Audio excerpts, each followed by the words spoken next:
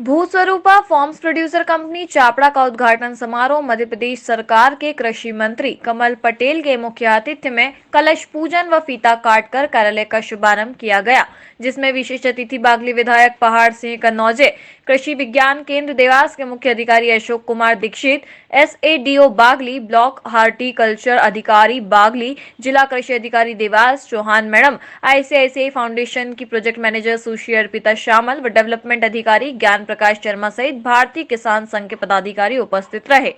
कृषि मंत्री ने भूस्वरूपा फॉर्म्स प्रोड्यूसर कंपनी के अब तक के कार्य की सराहना की, जिसमें 20 किसानों को गेहूं का ब्रीडर बीज, 20 किसानों को आलू का सीड, 15 किसानों को चना सीड, 18 किसानों को अश्वगंध मेडिसिन क्रॉप की खेती, 10 किसानों को नेफेड से प्याज का बीज व 40 किसानों को फर्टिलाइजर दिलाने में अपनी सार्थक भूमिका निभाने पर FPO की सराहना की।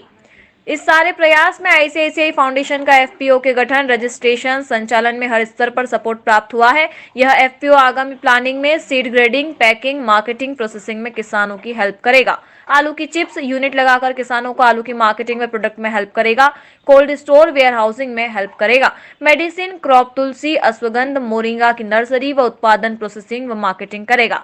विदित रहे कि इसके गठन की प्रक्रिया लॉकडाउन के दौरान ICICI फाउंडेशन की टीम ने की थी, जो कि आज तक इसमें 520 किसान शेयर होल्डर्स के रूप में जुड़े हुए हैं, जो कि आगामी सालों में 3000 तक होने की संभावना है। इस अवसर पर KVK दीक्षित ने उन्नत बीज उत्पादन, प्रोसेसिंग, टेक्निकल सपोर्ट की बात की। ICICI फाउंडेशन की अर्पिता ने marketing, agree product processing, crop pattern change करने पर अपनी बात रखी। विधायक श्री कन्नौजे ने FPO को MSP की खरीदी लाइसेंस देने, नर्मदा का पानी उपलब्ध कराने की बात की। ICICI फाउंडेशन के शर्मा ने इस FPO के उद्देश्यों, परिचय, गठन, संघर्ष, सफलता, आगामी प्लानिंग पर बात की। FPO के 10 डायरेक्टर की सम्मिलित प्रयासों को सभी ने सराहा। तो सबसे पहले उनका ये सवाल होता है कि आप कितना माल हमको दे पाए, और वो हर एक किसान के घर जा के तो हम वो नहीं कर सकते। एक संगठन अगर मिलके वो करे तो वो डायरेक्ट कंपनी से भी बार्गेन कर पाएगा कि हम इतने रुपए में या इतने में हम अपना माल बेचने वाले हैं। तो ये एक बहुत बड़ा फायदा है। कंपनीज जो अपना बीज, खाद, बायो फर्टिलाइजर जो हम जैविक बोलते हैं, वो भी किसानों तक पहुंचाना चाहती है, तो हर एक किसान के घर जाके तो नहीं कर सकते। एक उन्हें माध्यम मिलेगा कि आपके प्लेटफॉर्म मिलेगा कि आपके FPO के थ्रू से वो ज्यादा से ज्यादा किसानों तक पहुंच पाए। तीसरा चीज ये है कि जो नई तकनीक आती है हमारे कृषि में, कुछ नए बीज आते हैं, वो सबसे पहले FPO तक आएगा, और फिर आप जितने भी किसान उससे जुड़े हैं वो फिर आगे चल के वो हर एक गांव में स्प्रेड हो पाएगा। तो मेरा आपसे बस यही निवेदन है कि इसको और भी आगे बढ़ाइए, और जितनी नई चीजें, जानकारी हमको मिलती है उसको अपने माध्यम पे, अपने स्तर पे करिए, और जो संगठन के रूप में इसको आगे लेवल तक लेके जाइए।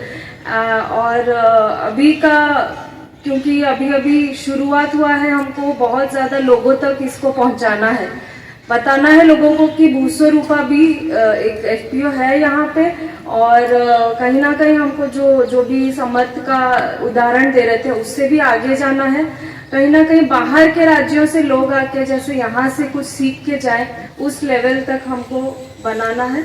तो हम भी डिस्कस कर रहे थे कि कैसे आप लोगों का कैटलॉग जैसे कुछ बने, उसका एडवर्टाइजिंग हो, हम सारे कंपनीज तक पहुंचाए पाए आपको।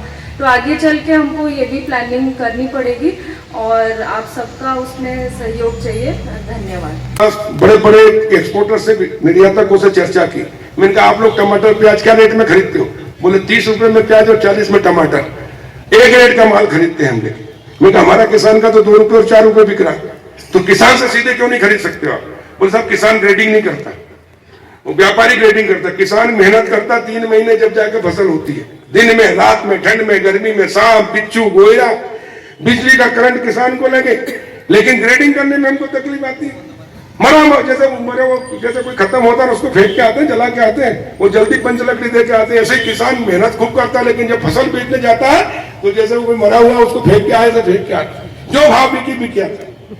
और इसलिए सरकार ने चिंता की है, मोदी जी ने, हमने मिलकर, कि किसान की फसल के रखने की व्यवस्था हो। इसलिए किसान के हर गांव के अंदर वेयर हाउस हो, कोल्ड स्टोरेज हो, प्याज के स्टोरेज हो, हर फसल की स्टोर करने की किसान की क्षमता हो, ये एफपीओ के माध्यम से होगा, कृषि उत्पादक समूह के माध्यम से होगा। और जब रेट अच्छे आएंगे तब वो माल बेचेगा। जो शहर में चले गए, जिनकी शहर में प्रॉपर्टी है, उन्होंने मार्केट रखते, गारंटी में रखते, उनका फायदा मिला, पर किसान को नहीं मिला।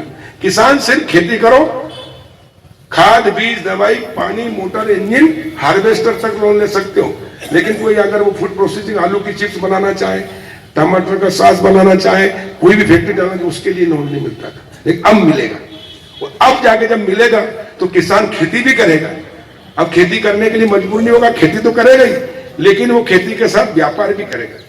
उसके पास भी लाइसेंस होगा, उसके बाद एफपीओ के पास लाइसेंस होगा, वो उद्योग भी लगाएगा, वो निर्यात भी करेगा, निर्यात का लाइसेंस देंगे। हमारी इच्छा है कि हम बिचौलिए खत्म करें। जो ये बिचौलिए कमाते 4 के 40, ये किसान को सीधा मिले, तब जाकर किसान उसका फायदा उठा पाए। और इसके लिए ये एफपीओ है। मैं बधाई देता हूं नारायण जी, पाटीदार जी, पूरी टीम को कि आपने किसानों के भविष्य को उज्जवल करने के लिए, खेती को लाभकारी धंधा बनाने के लिए, बिचौलियों को खत्म करने के लिए ये एफपीओ की शुरुआत की है। इसमें हम पूरा सहयोग करें।